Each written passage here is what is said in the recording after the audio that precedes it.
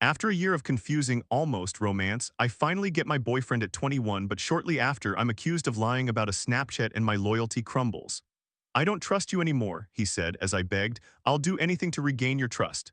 Can we heal?"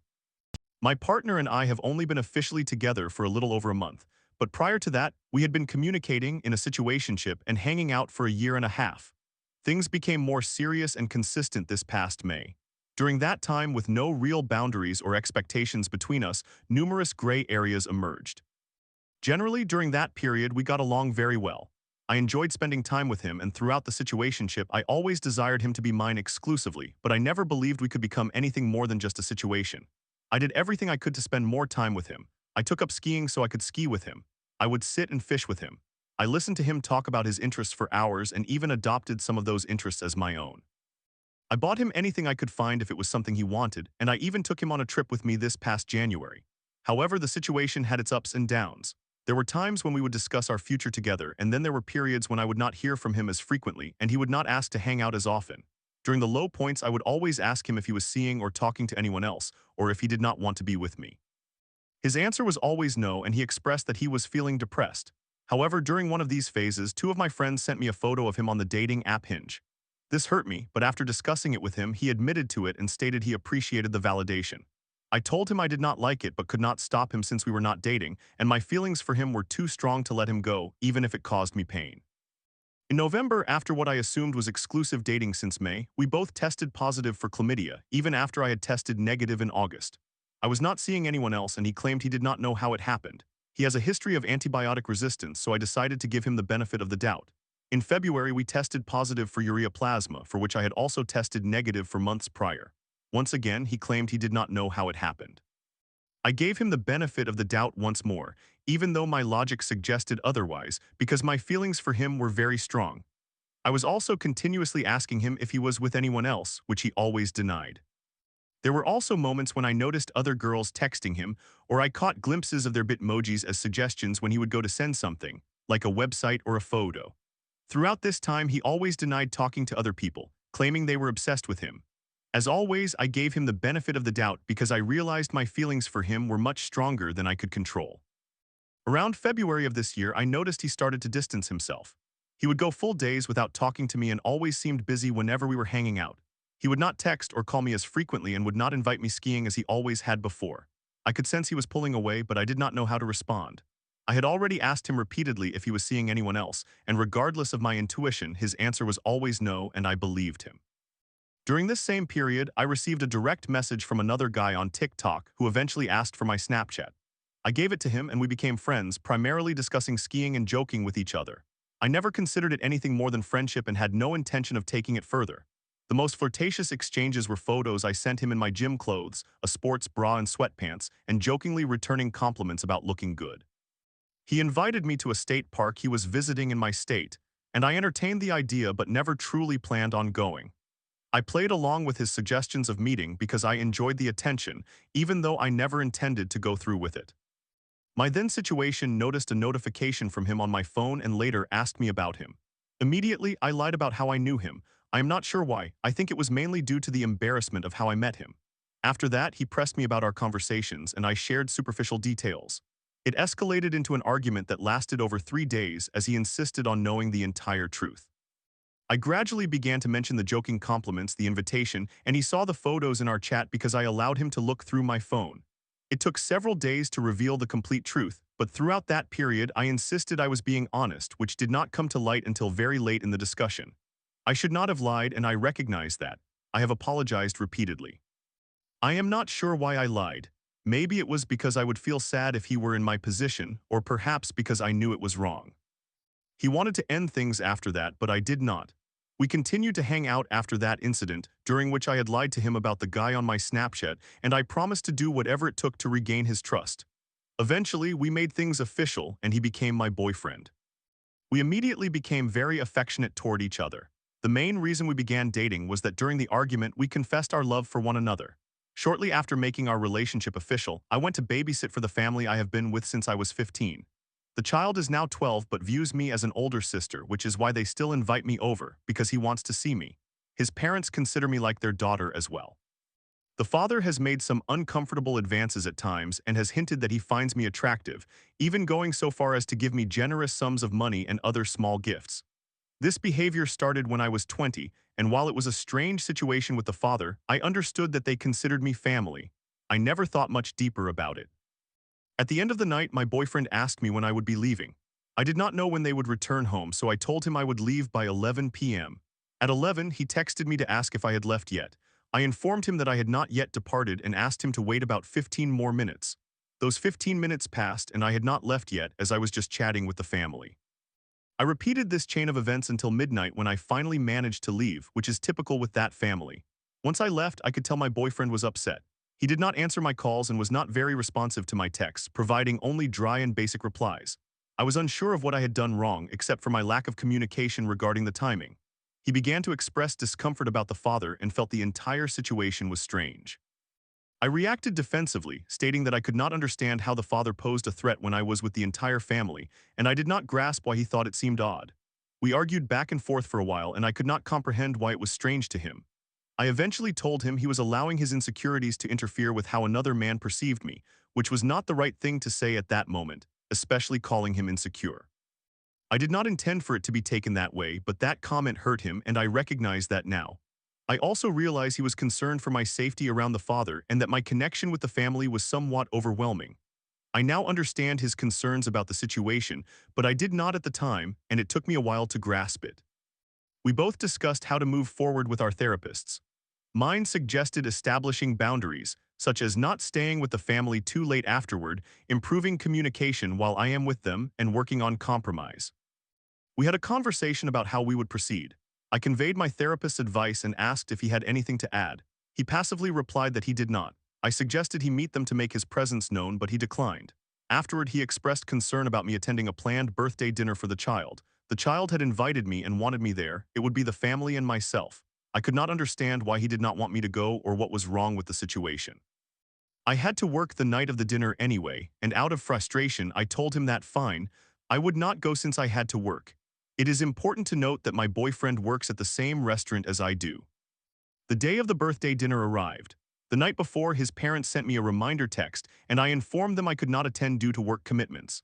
I suggested that they could stop by to pick up a gift I had for the child since my restaurant is down the street from where they were. I thought it would be a simple, brief visit. They had just received 5-star service from a Michelin star restaurant.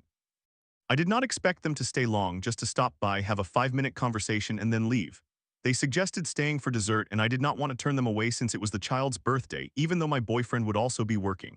On the night of the dinner, I had the child's gift ready before work. My boyfriend had asked me what it was for, and I told him it was for the child and they would stop by for dessert. After that, he seemed to shut down and went silent. I told him that I did not want him to feel upset and asked what was wrong, but he said it was nothing. Yet he remained silent all night. Later that evening, I tried to discuss what was happening and what was bothering him. He was upset with me because I had invited them, despite him telling me he did not want to meet them and he felt betrayed. I explained that I did not invite them. In my mind, I did not invite them to stay for dessert. In his mind, since I had told them to stop by, it was an open invitation for them to stay for a while, which he perceived as me lying, and I understand why he felt that way. While the family was at the restaurant, I texted him as much as I could, especially since he was to pick me up. I made an effort to keep him updated while also limiting my time with the family, which totaled about 30 minutes.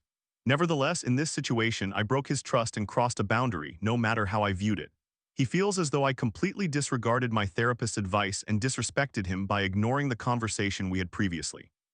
We talked through this situation, and I emphasized that we should prioritize communication, clarify boundaries, and strive for mutual understanding. I reiterated that I wanted to do right by him and discover how I could achieve that. However, since I lied in this instance, even if it was a half-truth, he now sees me as a liar. He no longer trusts anything I say. He believes there is more to the Snapchat situation, regardless of how many times I insist it was never sexual. He does not believe me about the context of a previous hookup I had before we resumed hanging out. He thinks I had an ulterior motive for meeting the guy from Snapchat. He doubts my words completely and is entirely unwilling to reconsider. I acknowledge that I have made mistakes and hurt him in this relationship.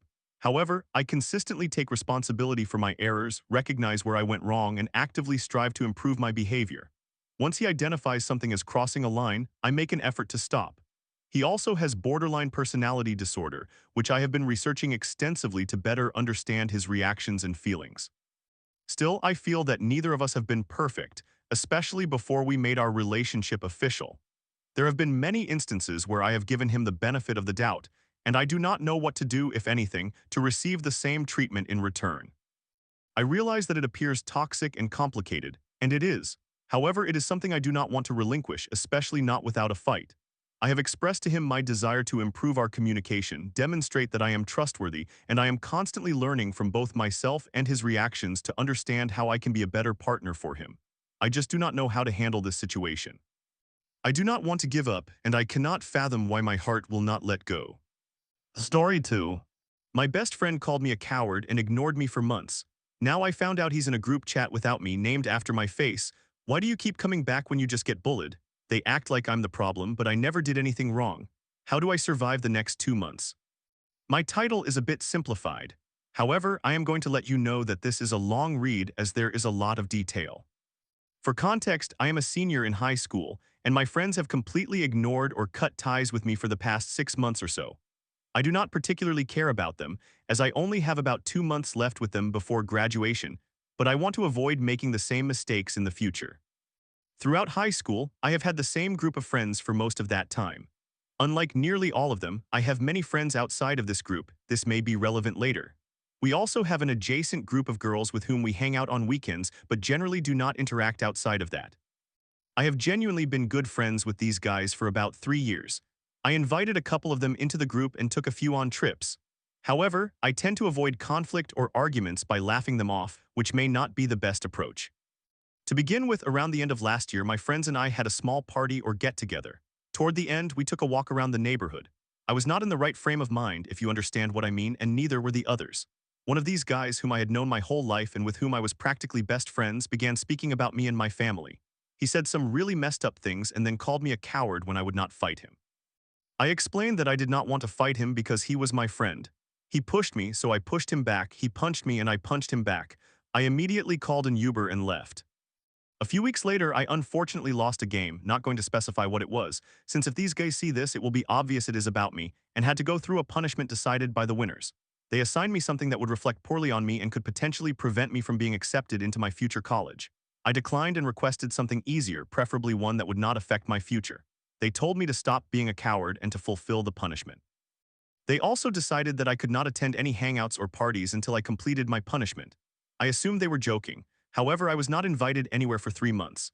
If I reached out online, I would be left unopened, ignored, or responded to with hostility, told that I had to complete my impossible punishment.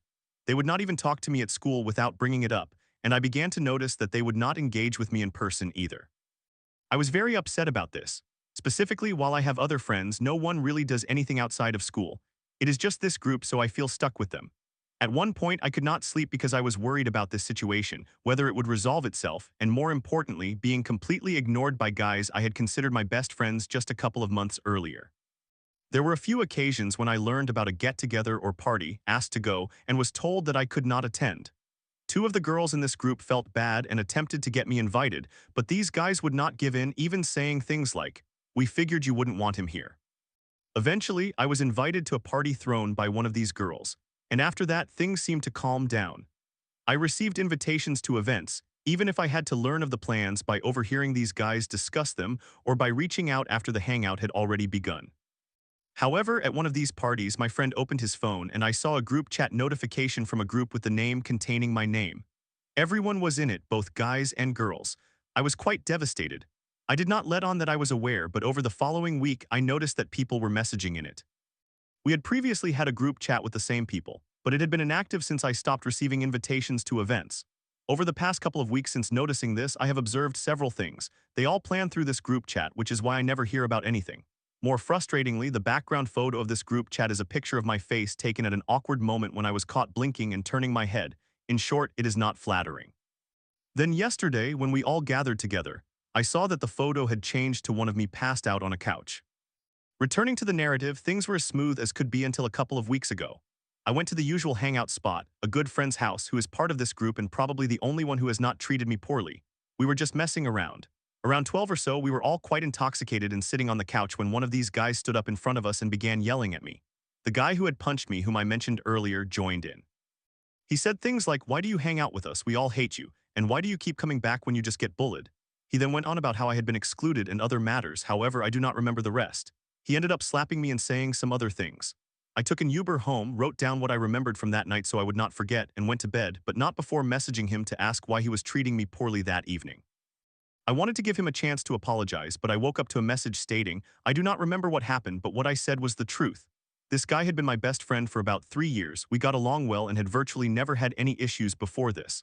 One of the other guys filmed the entire incident and sent it to the group chat they have. One of the girls responded, laughing and asking, what did I do to get him mad? As if I had started the whole situation and it was a regular occurrence. I know this because the guy sitting next to me was on his phone and I caught a glimpse of the group chat. Regarding what he said, I do not really get bullied by these guys. Sure, I have been left out before, but now I generally attend everything even if I do not get involved in the planning. In person, we get along just fine. It feels a bit off over the past few months, at least from my perspective, but I suppress it. There have been instances when I show up and one of the girls will say something like, oh, my name's you came too, or oh, I did not know you were coming. We never argue or have any issues until someone drinks too much. They always seem pleased to see me when I arrive at gatherings. At school, we acknowledge each other in the halls. I stopped sitting with them at lunch back in January. Now, as the school year is approaching its conclusion, and with my friendship with all of them coming to an end, I decided to inquire about the group chat to understand what it entails.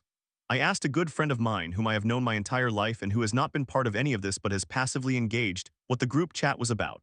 I trust this person, and he is one of the 2 individuals in this entire group with whom I plan to keep in touch after high school. He claimed he had no knowledge of the group chat and that it does not exist, asserting that they would not do that to me and that I am overthinking it.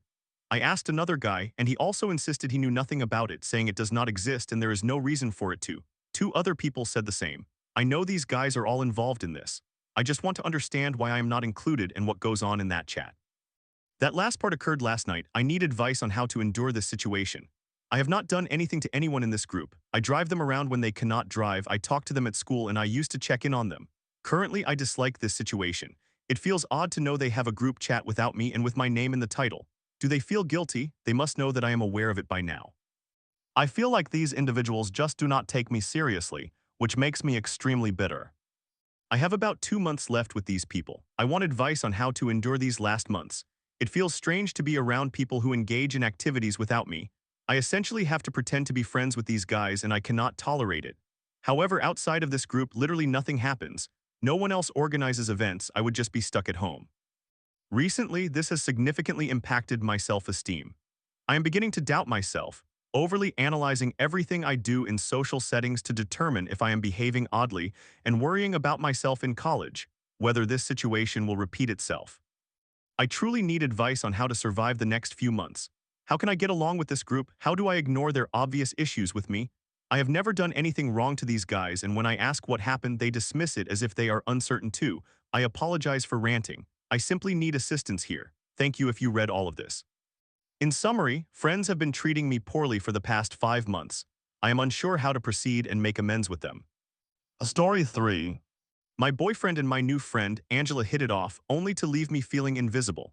After he confided in her about mental health, he said, I've never felt so seen, while I stood by. When he admitted to enjoying her attention, I knew I had to confront him. Was I overreacting? My boyfriend, 20 years old male, and I, 19 years old female, have been dating for a little over 2 years. We have encountered some issues within our relationship, but I have never experienced actual jealousy until now. Recently, I made a new female friend named Angela. It is important to note that she is a lesbian and has had a girlfriend for about 1 month. After becoming quite close, I decided to introduce her to my boyfriend. They immediately hit it off and honestly appeared to get along even better than she and I do. They share a similar sense of humor, enjoy the same activities, and constantly joke with each other. Initially, I dismissed this and was simply pleased that they were connecting, but at this point, I have reached my limit. It began with small red flags, such as my boyfriend mentioning how intense and bossy she is, but it evolved into more emotional types of cheating. For instance, one evening we were all having dinner together when he began discussing his mental health issues. She immediately focused intently on him, maintaining unwavering eye contact and bombarding him with deep questions. She insisted that she completely understood him and everything he was expressing. I thought it was nice and did not mind too much, but afterward he kept stating that he had never felt so seen and validated by someone. This stung a little, considering I am his actual girlfriend and have endured some heavy experiences with him. There have been several other similar instances where they have engaged in deep emotional conversations without including me. The next occurrence happened at a party. My boyfriend arrived approximately 30 minutes before it ended to pick me up and take me home. He ended up staying for a short while and we were sitting together on the couch. Angela approached and sat down right next to him and they started chatting animatedly. I was not aware of it at that moment because I was quite out of it, but the entire time she was leaning on him and grabbing his bicep. I realized she was drunk, but I find her behavior quite disrespectful. He mentioned it the next day, saying that it felt strange being between two girls leaning on him. I asked if he enjoyed it. He sort of laughed it off, but it was clear that he indeed appreciated all the female attention. At another party this past weekend, my boyfriend and I arrived about 2 hours late. As we entered, Angela and I chatted for a couple of minutes before she left me to talk to my boyfriend.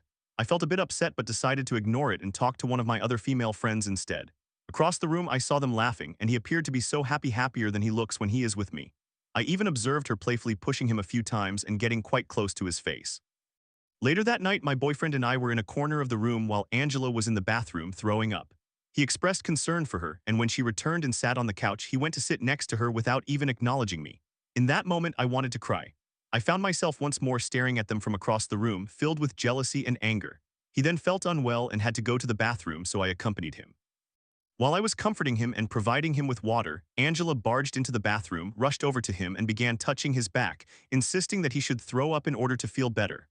Her brother intervened and got her out of the bathroom, but I was so fed up that I told my boyfriend we were leaving immediately. Without saying goodbye to her, we departed. The following day, my boyfriend stated, "I don't know why, but after we left, I sent Angela this Snapchat. It was a picture of him saved in the chat with a message that said something like, 'I don't know what happened, but I really hope you're okay and do not feel too sick.' This was genuinely the final straw for me, as I cannot comprehend why my boyfriend is so concerned about another woman's well-being. He seems to really enjoy her company and cares quite a bit about her. I hope I do not sound irrational or possessive, but it truly hurts to see my boyfriend so intrigued and concerned about someone who is supposed to be my friend. They continue to send snaps and TikToks back and forth all the time, and I am unsure how to address this or bring it up to him. I do not even know if it is valid for me to be feeling this upset. Any advice would be appreciated.